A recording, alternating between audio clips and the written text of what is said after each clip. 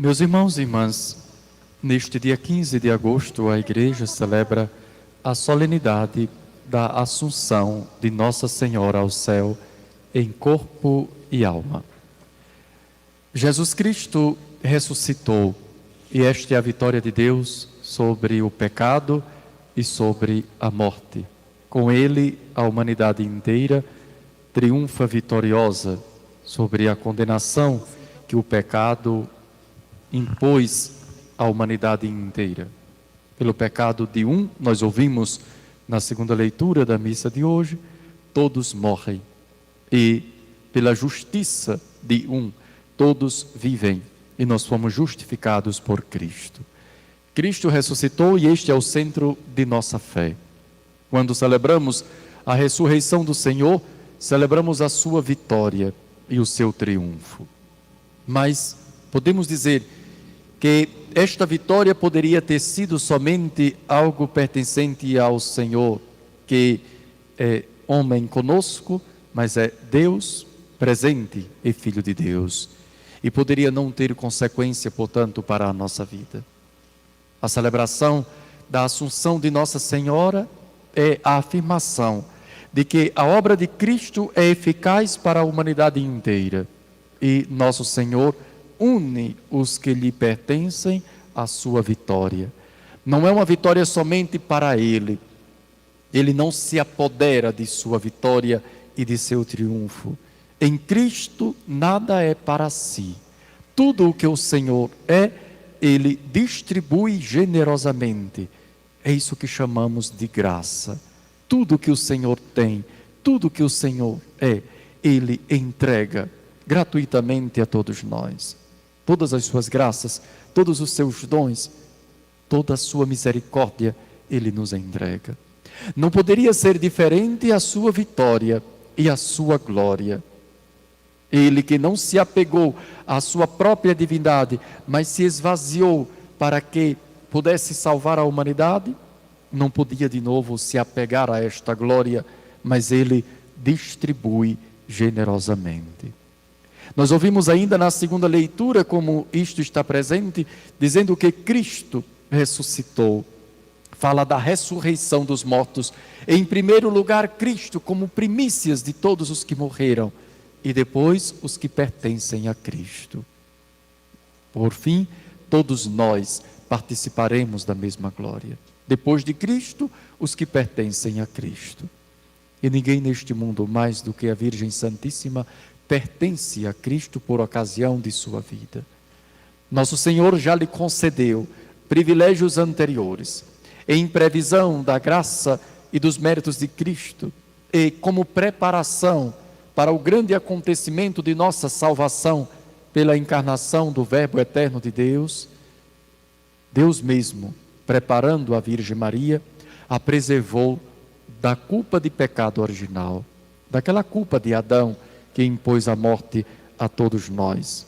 Maria Santíssima é imaculada desde sua concepção e por isso nela não se encontra nenhum sinal, nenhuma mancha de pecado ou de imperfeição, porque por obra de Deus, por graça de Deus, ela foi preparada para ser o sacrário de Deus. É por isso que na liturgia da Assunção de Nossa Senhora vem sempre a imagem da Arca da Aliança, como ouvimos na primeira leitura, que apareceu no templo de Deus a Arca da Aliança. E depois continua, uma mulher vestida de sol, com a lua debaixo dos pés e coroada de 12 estrelas, como é a imagem de Nossa Senhora da Assunção. Ora, esta Arca da Aliança é esta mesma mulher, porque ela se tornou o recipiente sagrado, o sacrário de Deus que habitou em nosso meio. A Arca do Antigo Testamento servia para conservar dentro de si a palavra de Deus escrita nas pedras que Moisés entregou ao povo, e assim se conservava a palavra como presença de Deus, mas escrita em pedras. Agora nós temos a palavra, como diz o prólogo do Evangelho de São João, que se fez carne e habitou entre nós, e a primeira habitação de Deus em nosso meio foi exatamente neste ventre santíssimo, puríssimo de Maria sempre virgem, e por isso mesmo ela é a Arca da Aliança, porque ela contém e introduz no mundo a palavra de Deus que veio trazer a nossa salvação. Para onde ela vai, ela conduz esse menino Jesus, como conduziu nesta visita a Santa Isabel e levou alegria. O menino João Batista, que ainda não tinha esse nome porque não tinha nascido, pulou de alegria, como Davi pulou de alegria quando recebeu em Jerusalém a Arca de Deus. As palavras de Isabel são muito semelhantes àquelas do mesmo rei Davi, que quando estava para conduzir a arca para Jerusalém, sentiu temor e disse: como posso trazer para a minha casa a arca do meu Senhor? Observemos agora o que diz Isabel: como posso merecer que a mãe do meu Senhor me venha visitar? Então nós temos essas coincidências para que nós compreendamos como a Virgem Santíssima é esta arca e este privilégio que ela recebeu de ser concebida sem pecado como uma obra de Deus. Aquela arca do Antigo Testamento é obra de um artista humano, é feita de madeira, com ouro. Os querubins são feitos de ouro, os querubins que cobriam a Arca da Aliança. Mas agora nós temos uma outra arca, não obra de mãos humanas, é um santuário construído pelas mãos de Deus. Deus mesmo é o artista que construiu esta arca para a habitação de seu Filho. E Maria Santíssima é essa construção de Deus, é a obra-prima de Deus. Os anjos glorificam a Virgem Maria e agora se alegram com sua presença no céu. E hoje todos nós, meus irmãos e irmãs, nos alegramos com este acontecimento. E o privilégio de Nossa Senhora de ser concebida sem pecado e depois de receber em si o Verbo que se fez carne e habitou entre nós, se completa com este acontecimento da Assunção, que significa que Maria foi salva completamente pelo seu próprio Filho, e não somente na sua alma, mas também no seu corpo. Ela pertence a Cristo, e esta é a ordem, nós ouvimos na segunda leitura.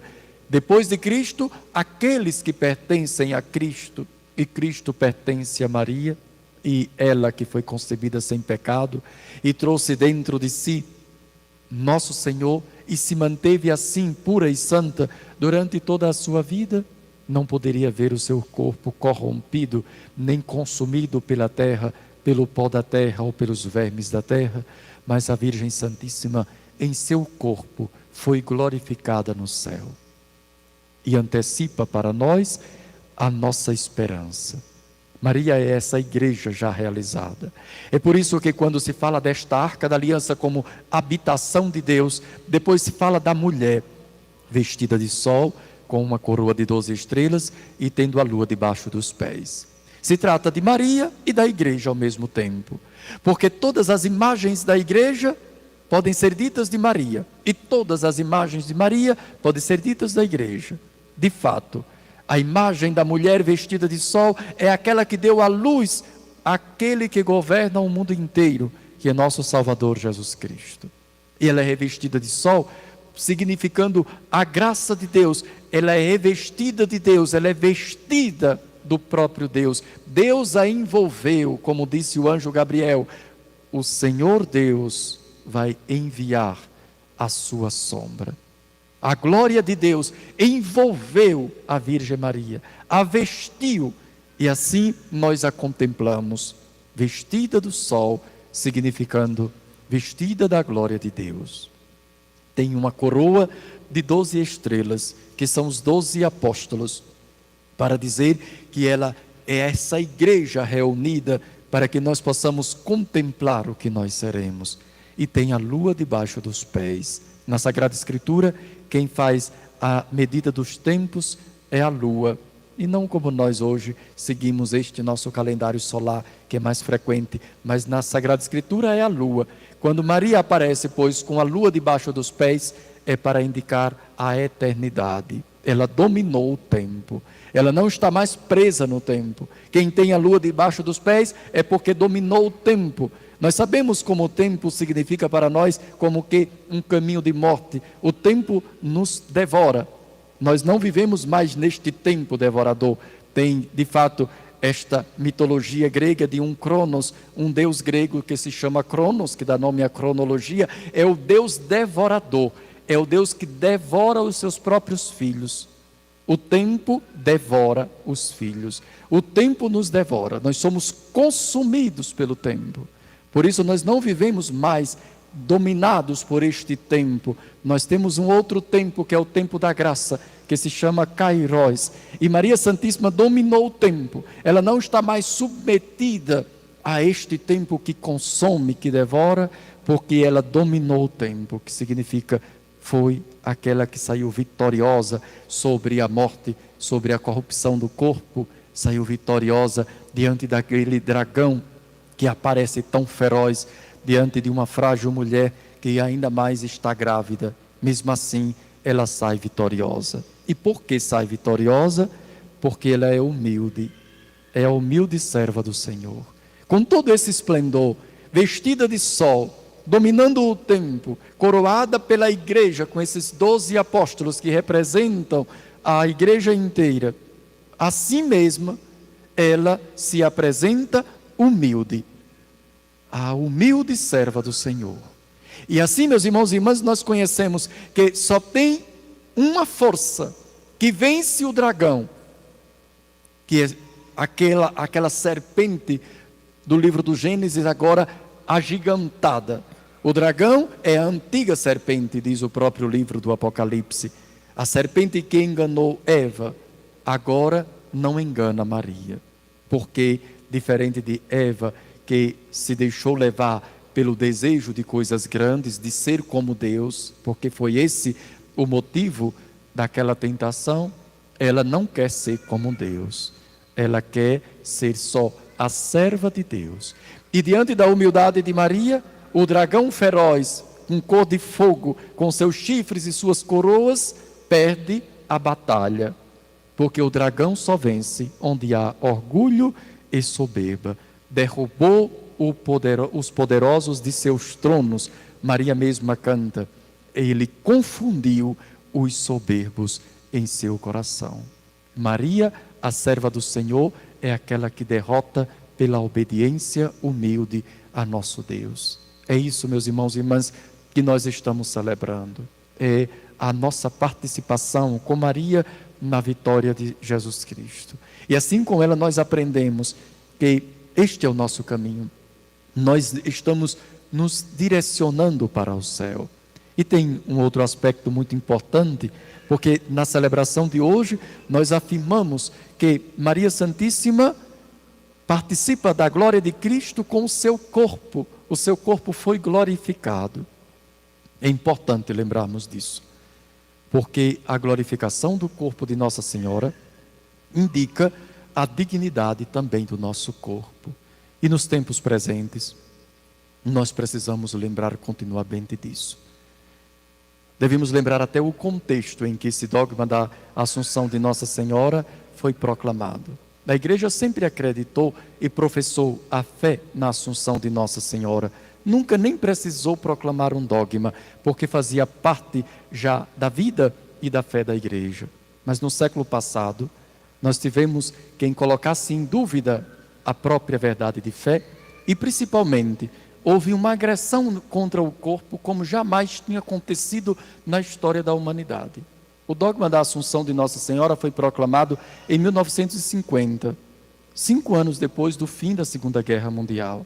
E não existe na história da humanidade conhecida nada que se assemelhe à ofensa e à agressão contra o corpo humano como aconteceu durante o século passado. Na Primeira e na Segunda Guerras, o corpo humano foi humilhado. Quando nós vemos, talvez a nossa geração, por não ter tido aquela experiência, só temos contato através de imagens. Quando vemos as imagens dos corpos humanos tratados como foram tratados durante a guerra, quando vemos as imagens dos judeus levados para aqueles centros de concentração, nós deveríamos entender milhões de seres humanos, de pessoas tendo seus corpos humilhados, dilacerados, jogados como nada em valas comuns. E é assim que a igreja, ao proclamar a Assunção de Nossa Senhora, quer nos lembrar, não é assim que se trata o corpo humano. O corpo humano tem um destino glorioso. É frágil, sim, é a expressão da nossa fraqueza, a nossa carne é fraca, mas é destinada à glória. Nós não podemos humilhar o corpo humano, e essa humilhação não cessou. Quantas agressões nós temos hoje ao corpo humano? Às vezes não mais pela guerra, mas até por vaidade. Quantas pessoas por vaidade colocam em risco a sua própria vida? Quantas pessoas, para seguirem uma espécie de padrão de beleza, começam a ofender o próprio corpo? Quantas pessoas maltratam o corpo com droga e com tantas outras coisas? Quantas pessoas estão dilacerando o corpo em nome de ilusões, de vaidades e de fantasias? Quantas pessoas estão ferindo a natureza nos dias de hoje por não considerar a dignidade do corpo? A festa da Assunção é a prova de que a igreja jamais desprezou o corpo humano. O corpo humano tem um destino, a glória do céu. E por isso deve ser tratado com respeito. E qualquer comportamento de violência ou de culto do corpo, que no final leva à agressão, com todas estas vaidades do nosso tempo, tudo isso, meus irmãos e irmãs, tira a dignidade do corpo humano. Então a festa de hoje quer nos chamar a atenção também para este aspecto. É verdade que este nosso corpo mortal precisa ser revestido daquele sol, ou seja, da glória de Deus. Mas é verdade que já é esse corpo mesmo, ou seja, a nossa história, a nossa fragilidade, essa nossa vida vai ser conduzida para a presença de Deus, como foi a vida de Nossa Senhora. Por isso, celebrando hoje com festa, com exultação, esses acontecimentos da vida de nossa Mãe Maria, nós queremos tomar consciência de nossa própria dignidade e, acima de tudo, fortalecer a nossa esperança. Olhemos para Maria, como temos aqui na nossa igreja, a imagem de Nossa Senhora da Assunção, que esta imagem nos lembre que nós também deveremos ter nossas mãos elevadas para os céus, porque nós seremos glorificados com Cristo, porque a vitória de Cristo nos foi entregue. E Maria, a primeira que participou em modo pleno desta vitória, para que nós não nos esqueçamos que também nós, um dia, entraremos no céu com o nosso corpo e com a nossa alma e participaremos da alegria, da ressurreição de Cristo e de toda a igreja. Louvado seja nosso Senhor Jesus Cristo. Para sempre seja louvado.